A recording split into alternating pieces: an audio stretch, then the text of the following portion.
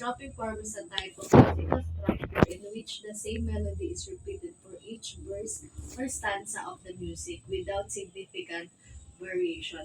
So, yun nga po, ang stropic form, kumbaga sa isang kanta, yung melody ng isang kanta ay paulit-ulit lang yung um, bawat stanza niya and verse niya. Ang nagbabago lang dito yung lyrics and um, this form is often used in traditional folk songs, hymns, and some classical pieces, where the focus is on the lyrics rather than the changing in the musical accompaniment.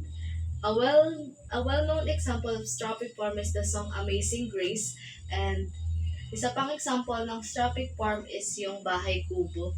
So, sa Bahay Kubo na yon, walang inulit na lyrics, pero yung melody nung kanta or melody ng Bahay Kubo ay paulit-ulit lang. So next is true composed form.